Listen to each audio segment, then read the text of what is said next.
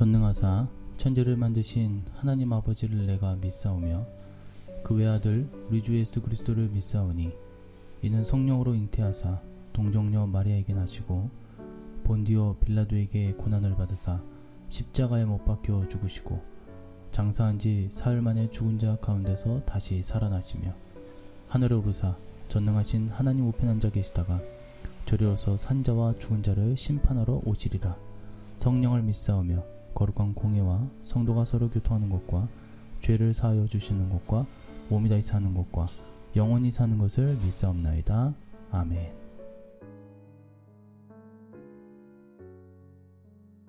또 내가 보니 어린 양이 시온산에 섰고 그와 함께 14만 4천이 서 있는데 그들의 이마에는 어린 양의 이름과 그 아버지의 이름을 쓴 것이 있더라. 아멘. 할렐루야. 오늘도 하나님의 성산에 거하는 축복 세 번째 말씀의 시간 같습니다. 오늘은 본문에서 보면 14만 4천과 어린 양의 모습에 대해서 기록한 부분이 나옵니다. 여기서 14만 4천은 두 증인 곧 하나님의 종들입니다. 그들이 천국에 있는 것을 시온산에 선 것으로 묘사하고 있습니다. 이 시온산을 자의적 해석으로 억측을 부르는 사람들이 많습니다. 예컨대 우리나라의 경우 이단들에 의해서 특정 산이나 지명에 거론되는 일들이 있습니다. 물론 터무니없는 논란이죠. 시온산은 천국을 지칭하고 있습니다. 또한 14만 4천은 하나님의 종들이 사명을 감당하고 천국에 있는 아름다운 모습을 시온산에 섰다라고 한 것입니다. 이러한 말씀이 새하늘과 새 땅이 하나님의 성산에 들어가게 하시는 축복의 즉 예수님의 재림 예언입니다. 이 세상에서 사람들은 도시 문화를 만들어 아파트, 빌딩을 숲을 만들어서 살아가고 있습니다. 소위 새집 증후군이라는 것에 걸리면서 우리의 몸을 나쁘게 하죠.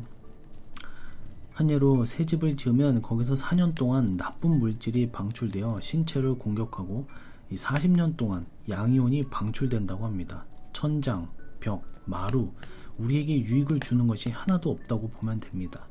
게다가 밖에 나가도 상황은 마찬가지입니다. 아스팔트, 자동차 매연, 황사, 산성비, 또 요즘에 한창 유행이고 있는 또 코로나 여러 가지들이 있습니다.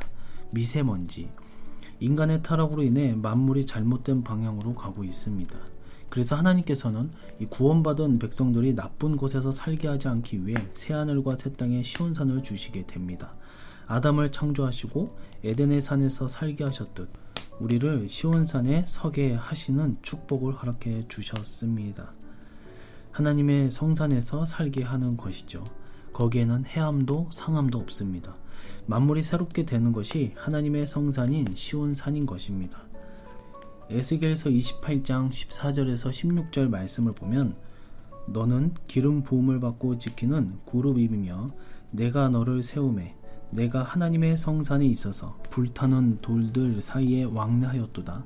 내가 지음을 받던 날로부터 내 모든 길에 완전하더니 마침내 내게서 불의가 드러났도다. 내 무역이 많으므로 내 가운데에 강포가 가득하여 내가 범죄하였도다. 너 지키는 그룹아, 그러므로 내가 너를 더럽게 여겨 하나님의 산에서 쫓아내고 불타는 돌들 사이에서 멸하였도다. 아멘. 이 말씀에도 하나님의 성산이 나옵니다. 하나님의 성산에서 그룹, 곧 천사가 창조되었음을 보여줍니다. 특히 이 말씀은 하나님께 대적하여 마귀가 된 계명성 천사에 관한 말씀입니다. 그가 창조될 때에 하나님의 성산에 있었던 것입니다. 하지만 계명성 천사는 하나님께 대적하여 거기서 쫓겨나고 맙니다. 하나님의 보좌는 산이었습니다. 계명성 천사가 하나님의 성산에서 쫓겨남은 하나님의 보좌에서 쫓겨남을 뜻합니다. 우리 신앙의 영적 원리도 같습니다.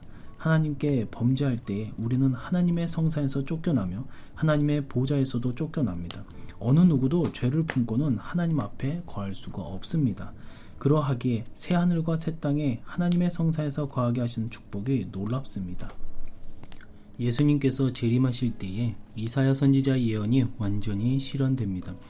물론 이사야 선지자 시대에 당대의 이스라엘도 예루살렘의 회복함으로 하나님의 성산을 회복했지만 그것은 단지 그림자에 불과했습니다.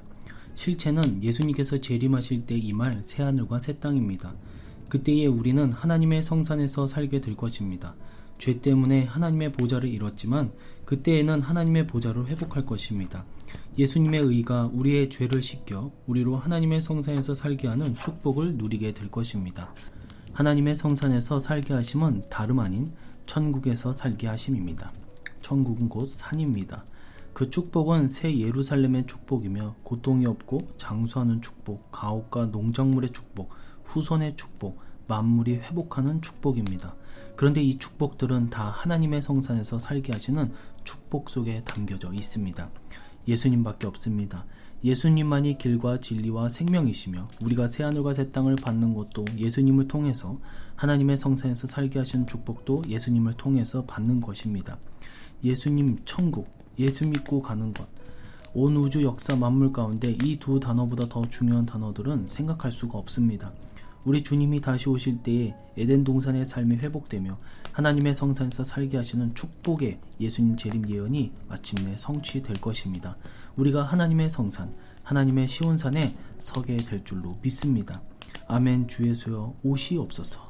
지금껏 새하늘과 새 땅의 축복을 7가지로 나누어 살펴보았습니다. 그 축복은 새 예루살렘의 축복, 고통이 없고 장수하는 축복, 가옥과 농작물의 축복, 후손의 축복, 만물 회복의 축복, 하나님의 성산에서 살게 하시는 축복 등이었습니다. 이 축복들을 단 하나의 축복으로 표현한다면 그것이 곧 새하늘과 새 땅의 축복입니다. 이사야 65장이 말하는 그 축복, 천국의 축복이요 성도의 일생은 새하늘과 새 땅의 축복을 받기 위한 여정이라 해도 지나치지 않습니다. 이 땅에 사는 동안 예수님을 믿어 천국과 같은 삶을 살고 죽어서 천국에 들어가는 것, 그것이 성도의 일생입니다. 예수님이 없다면, 또 천국이 없다면 삶도 죽음도 무의미합니다. 예수님을 믿고 천국에 가는 것, 지금 이 진리가 우리의 심령, 정말 우리의 사는 동안 늘 날마다 우리가 이것을 품고 살아가야 될 줄로 믿습니다. 이 진리를 깨달은 모든 영혼들, 우리 성도님들, 우리가 이것을 붙들고 정말 이 땅을 살아갈 때에 날마다 새하늘과 새 땅의 그 축복이 임할 줄로 믿습니다. 기도하겠습니다. 하나님 아버지 감사합니다. 오늘 마침내 천국복음 시리즈가 마쳤습니다. 주님, 우리가 살아갈 때 가장 중요한 것은 구원입니다. 주님께서 이 땅에 오신 이유가 무엇입니까? 죄인된 우리가 지옥에 갈 수밖에 없었던 우리가 주님을 만나고 비로소 천국에 갈 수 있는 자격이 주어졌습니다. 이 땅에 오신 이유가 바로 그것입니다. 우리가 소망을 품어야 되는 것, 우리가 늘 날마다 잊지 말아야 될 것은 주님이요 또한 저 천국임을 다시 한번 오늘 말씀을 통해서 깨닫게 됩니다. 우리가 하루를 살아갈 때, 또한 1년을 살아갈 때, 앞으로 다가올 2022년을 우리가 살아갈 때에도 이 천국 복음을 절대로 잊지 않고 살아가게 하시어 지금 너무나도 어려운 이 시기 속에서 우리가 살아가지만 절대로 우리가 이 혼란 속에서 넘어지거나 유혹에 넘어가는 그런 성도들이 되지 않게 하여 주시옵시고 늘 날마다 승리하는 주님의 참된 종들이 될 수 있도록 은혜를 내려 주시옵소서. 함께 해주실 것을 믿사오며 다시 오실 예수님의 이름으로 기도 드리옵나이다. 아멘. 주기도문으로 새벽 예배를 마치도록 하겠습니다. 하늘에 계신 우리 아버지여, 이름이 거룩히 여김을 받으시오며 나라의 임하옵시며 뜻이 하늘에서 이룬 것 같이 땅에서도 이루어지이다. 오늘날 우리에게 일용할 양식을 주옵시고 우리가 우리에게 죄 지은 자를 사하여 준 것 같이 우리 죄를 사하여 주옵시고 우리를 시험에 들게 하지 마옵시고 다만 악에서 구하옵소서.